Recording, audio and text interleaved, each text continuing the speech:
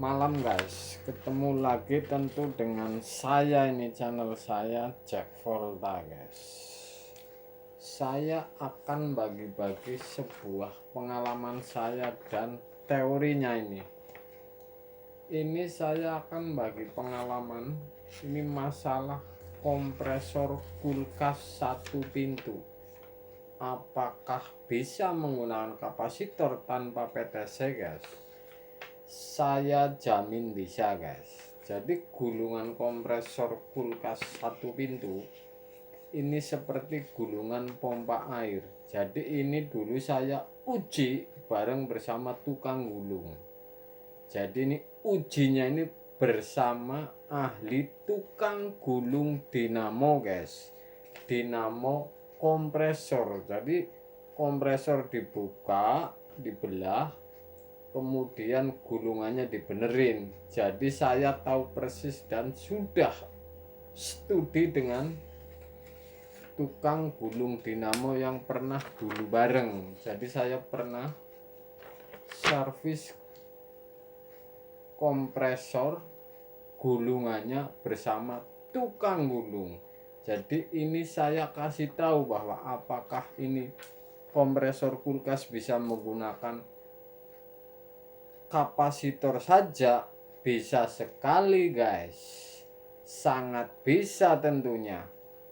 Nggak usah pakai PTC, tidak penting pakai PTC guys, yang penting rumusnya adalah CRS. C setrum masuk yang ke overload, setrum sebelah pertama khusus untuk overload ini C. R nya kalau di PTC ini umpamanya kanan, yang kemasukan 220 sebelah, listrik sebelah. Berarti S nya kan yang kosong di PTC sebelah, yang nggak kemasukan setrum. Jadi rumusnya seperti itu. Artinya yang kemasukan setrum sebelah langsung overload untuk rumusnya yang paten. Kemudian yang setrum sebelah ke PTC R kanan umpamanya, itu yang jadi patokan. Kalau bahasa saya ini CRS, common running starting. Jadi saya akan kasih gambarnya supaya Anda umpamanya mau menguji tanpa PTC menggunakan kapasitor. Ini kapasitor ini pun ada nilainya tertentu supaya ampernya tetap rendah, standar satu pintu.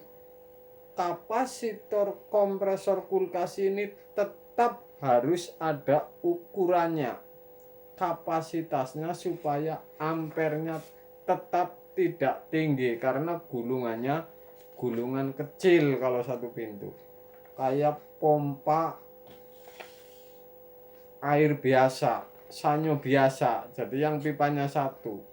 Saya kasih tahu habis ini tentunya. Kalau menggunakan sebuah kapasitor kompresor kulkas satu pintu ini harus 5 mikro supaya ampernya tetap standar kompresor satu pintu. Saya akan kasih tahu caranya ini yang tanpa menggunakan PTC. Saya kasih gambarnya saja dulu. Ini yang saya kasih tahu. Ini yang merah adalah soket C-nya yang overload guys. Setrum pertama masuk kunci setrum sebelah satu pintu. Yang garis merah ini adalah setrum 220 sebelah, kabel ini masuk ke overload C, ini namanya common. Kemudian R-nya ini umpamanya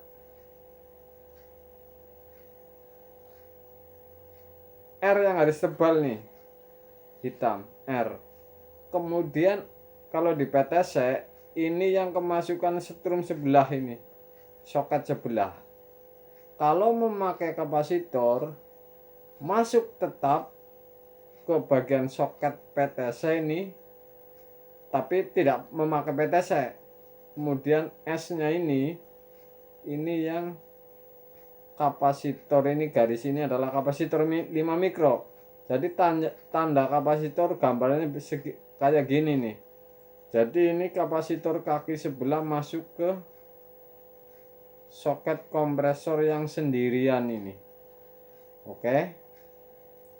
Soket kapasitor yang gabung dengan setrum masuk ini namanya R ini. Oke. Ini umpamanya R kanan. Ini R kanan ini. Ini setrum masuk sebelah 220 masuk, tetap dimasukin soketnya, tidak memakai PTC ini ceritanya. Nah, digabungin dengan kapasitor kaki sebelah ke R-nya, kemudian S kaki kapasitor sebelah ini masuk langsung ke soket gulungan. Gambarnya gampang sekali nih. Ini seperti gambar gulungan kipas, mesin cuci, gulungan yang memakai kapasitor ini sama seperti ini. Ini adalah soket kompresornya ini. Jadi ini yang setrum masuk langsung, ini yang merah. Ini overload ini. Jadi tinggal ngolah di sini, umpamanya R-nya ini masuk, kemudian gabung dengan kaki kapasitor sebelah. S-nya yang kaki kapasitor sebelah ini langsung masuk ke gulungan. Jadi tidak masukkan setrum yang dua kabel ini sebelah ini, tidak, yang sendirian ini. Jadi Anda kalau tidak memakai PTC ini sangat bisa sekali dengan menggunakan kapasitor, guys. Startingnya cepat, gampang, colok langsung hidup. Oke, paham? Yang merah umpamanya ini setrum langsungnya colokan sebelah, ini masuk overload ini yang merah, cek. Nah setrum sebelah lagi ini masuk ke soket R kanan umpamanya, ini kemasukan kapasitor kaki sebelah. Yang kaki sebelah kapasitor ini yang langsung masuk ke S-nya.